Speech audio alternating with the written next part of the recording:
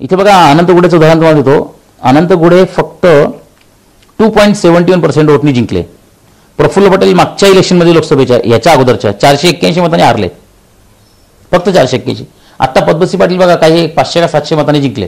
तर लक factor is there.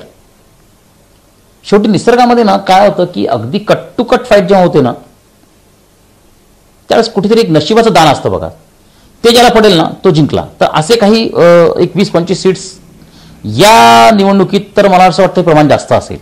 ह्याचं कारण असं की बंडखोर, कारण विधानसभेमध्ये काय असतं अगदी 10,000 मतं सुद्धा महत्त्वाची असतात. तर एखादा बंडखोर शेवटच्या क्षणाला 5,000 मतं खाऊ शकतो. त्यांनी तेवढी मतं जर खाल्ली, तेवढी खेचली तर त्याचं नशीब पालटू शकतो समोरच्या उमेदवारांचं. आणि आता बघा या लोकसभेला मी पहिले 3 उमेदवार महत्त्वाचे गृहीत धरले होते. अगदी चौथा उमेदवार फार मी गृहीत धरला होता.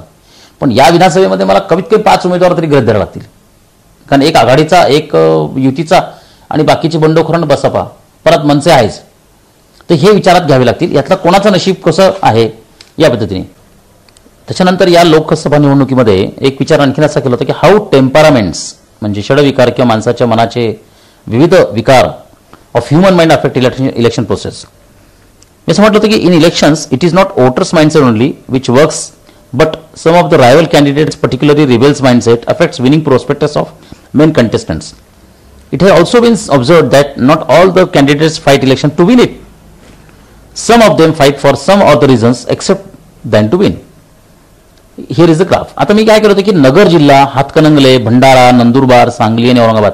आता बघा इथे मी विचार असा केला की एनव्ही म्हणजे मत्सर, ॲम्बिशन महत्वाकांक्षा, फिअर म्हणजे भीती, सपोर्ट म्हणजे समर्थन, अपोजिशन विरोध आणि रिव्हेंज. बघा आता नगरमध्ये ना तुम्हाला इथे दिसेल की महत्वाकांक्षा की माझं साम्राज्य अबाधित राहायला पाहिजे.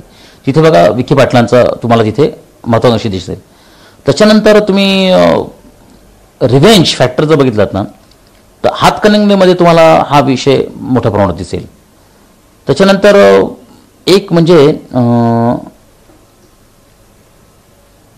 सांगलीमध्ये बघा तुम्हाला एक महत्त्वाची गोष्ट दिसेल की सांगलीमध्ये प्रतीक पाटलांना होण्यासाठी मदत फार मोठ्या प्रमाणात झाली. त्याच्यानंतर बंडखोर जे होते म्हणजे बंडखोर म्हणजे अपक्ष म्हणूया त्यांना, म्हणजे राजू शेट्टी आणि सदाशिवराव मंडलिक यांना काँग्रेसचा सपोर्ट खूप मोठ्या प्रमाणात मिळाला.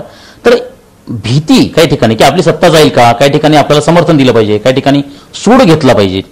तर या माइंडसेट फॅक्टर्सचा एक निवडणुकीमध्ये परिणाम होतो. पुढचा एक असा विचार केला होता, can a leader transfer his mind power energy to their followers through process of resonance.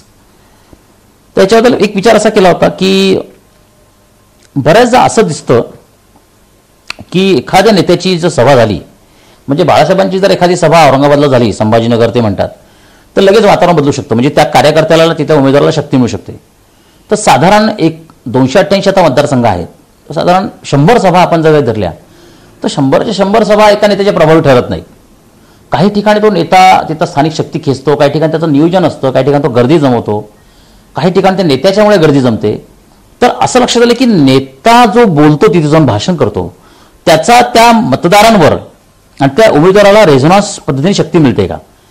कारण 100 ठिकाणी भाषण केली, 100 ठिकाणी लोक निवडून आले असं होत नाही. म्हणजे सोनिया गांधींनी भाषण केली आणि तो उमेदवार जिंकला असं होत नाही, किंवा बाळासाहेबांनी भाषण केलं तो जिंकला असं होत नाही. काही ठिकाणी त्यांचे लोक हारतात. मग कुठे रेझोनन्स पद्धतीने शक्ती मिळाली, म्हणजे अमुक उमेदवाराला मिळाली आणि तमुक उमेदवाराला मिळाली नाही, हे शोधायचं कसं? तर त्यासाठी मग मी काही फॅक्टर्स आणि ग्राफ्स तयार केले होते. मागच्या निवडणुकीमध्ये शरद पवारांनी ज्या पब्लिक मीटिंग घेतल्या होत्या त्याचा कोणाकोणावर परिणाम झाला? सूर्यकांता पाटील, प्रफुल्ल पटेल, राजेंद्र गवई, त्याच्यानंतर निवेदिता माने, त्याच्यानंतर भुजबळ नाशिकमध्ये, नरहरी झिरवळ आणि उदयनराजे भोसले. तर ह्याच्यामध्ये काय केलं होतं की जिथे जिथे त्यांच्या सभा झाल्या त्या सभेचा त्यांना बेनिफिट कसा मिळाला उमेदवारांना, असा एक ग्राफ मी काढलेला आहे. त्याचं एक रेटिंग तिथे दिलं होतं. या विधानसभा निवडणुकीत सुद्धा प्रचाराचा काय परिणाम होईल हा एक विचार याच्यात केलेला आहे.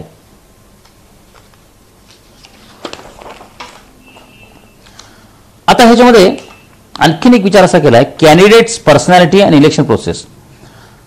बऱ्याच जण काय होतं की पक्षापेक्षा सुद्धा उमेदवाराचं प्राबल्य ठरतं. म्हणजे खूपदा काय होतं की उमेदवार कोण दिला तुम्ही ह्याच्यावर बरंचसं म्हणजे पहिल्या 50% काही काही ठिकाणी तर काही मतदारसंघ असे आहेत की उमेदवार कोण आहे इथेच निकाल लागून जातो. म्हणजे आत्ता मी तुम्हाला सांगतो की महाराष्ट्रामध्ये 50 तरी आमदार आत्ता असे असावेत की ज्यांचा जय निश्चित आहे, मी ते निवडून येणारच. म्हणजे इलेक्शन होईल, ती प्रोसेस पार पाडेल वगैरे वगैरे ठीक आहे, पण त्यांचा दबदबा आणि त्यांचं तिथलं नेटवर्क आणि सगळे फॅक्टर्स त्यांचे. आता छगन भुजबळ ते येवल्यातून लढले की बाहेरून लढले ते येणार, नारायण राणे कुडाळून लढतील की बाहेरून लढतील ते येणार. तर हे जे काही लोक आहेत असे एक साधारण 40 ते 50 आमदार आता असे आहेत की जे येणारच. तर candidate personality and election process, तर ह्याच्यामध्ये मी काय केलं होतं, एक परत ह्याला कोडिंग दिलं होतं. APR म्हणजे अँबिशन पॉवर इफेक्ट, त्या उमेदवाराची महत्वाकांक्षी शक्ती किती आहे. WBR म्हणजे वेव्हलेंथ बेस इफेक्ट रिपोर्ट. त्याच्यानंतर IBR म्हणजे इंट्युशन बेस रिपोर्ट. VMR म्हणजे voters mindset report, political interpretation report, सहकारी शक्ती. अशा पद्धतीने मी त्या कॅन्डिडेटला किती तिथे सक्सेस मिळेल, त्याला लॉज ऑफ नेचर किती लागू होतं ते त्याच्यात काढलेलं आहे. म्हणजे कॅन्डिडेटचा प्रभाव किती त्या भागामध्ये त्याच्यावर ते काढलेलं आहे. त्याच्यानंतर voting trend, constitution party wise.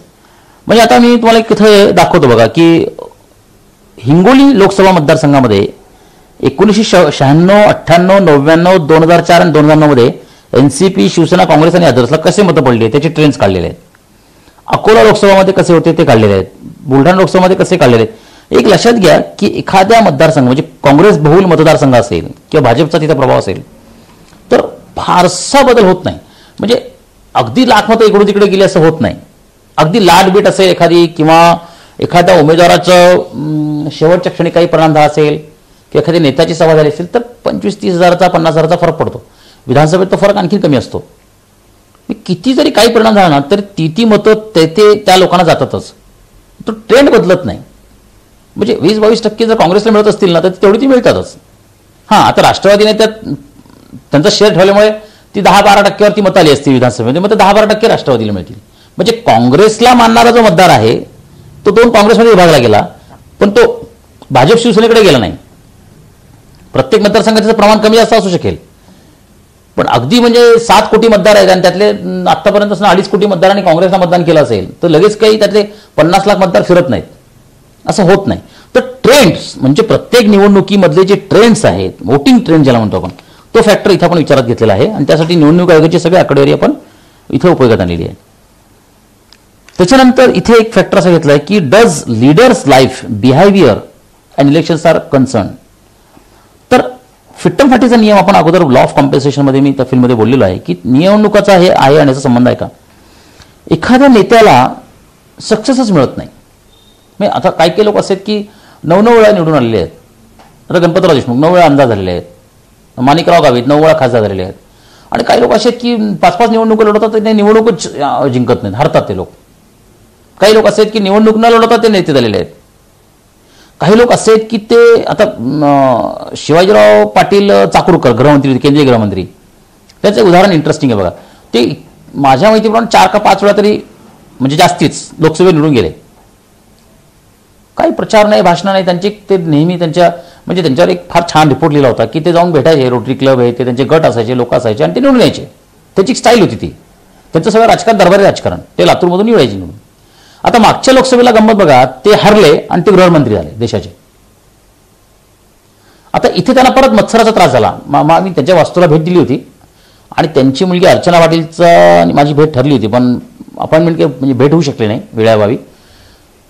पण बघा म्हणजे मी त्यावेळी निष्कर्ष काढला होता की शिवाजी पाटील चाकूरकरांना लॉ ऑफ कॉम्पेन्सेशन बाधेल, तो त्यांना बाधला आणि ते अपमानित अवस्थेत तिथून गृहमंत्री पदावरून ते बॉम्बस्फोट वगैरेच्यामुळे ते गेले. तर बघा लॉ ऑफ कॉम्पेन्सेशन नेत्याचं वर्तन बघा. त्यांच्या वेळेस ती आता मध्ये टीका झाली की ते कपडे बदलतात, कोट बदलतात वगैरे.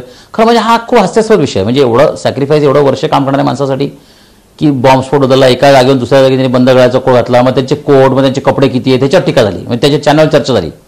म्हणजे एखाद्या नेत्याच्या वर्तनावर, एखाद्या वागण्यावर, बोलण्यावर, त्याच्या बिहेवियरवर, त्याच्या वैयक्तिक आयुष्याचा राजकारणावर परिणाम होतो. मग इथे मी फॅक्टर्स काय काय घेतलेत, तर त्याला सुरळीत यश मिळालंय का, त्याला अपयश आलंय का, त्याचे आरोग्य कसं आहे, त्याला काही रोग आहेत का, त्याची आर्थिक स्थिती कशी आहे, त्याला आर्थिक नुकसान किती झालेलं आहे, त्याला रिस्पेक्ट किती आहे समाजामध्ये, त्याचा अपमान किती झालेला आहे, त्याचे रिलेटिव्हचं अपत्य आणि किंवा नातेवाईकांचा त्रास आणि त्यांना काही घात झालाय का. हे फॅक्टर्स मी इथे लक्षात घेतलेले आहेत. आता इथे एक लक्षात घेतलं पाहिजे की बऱ्याचदा मी राजकीय नेत्यांच्या खाजगी जीवनामध्ये कधी जात नाही.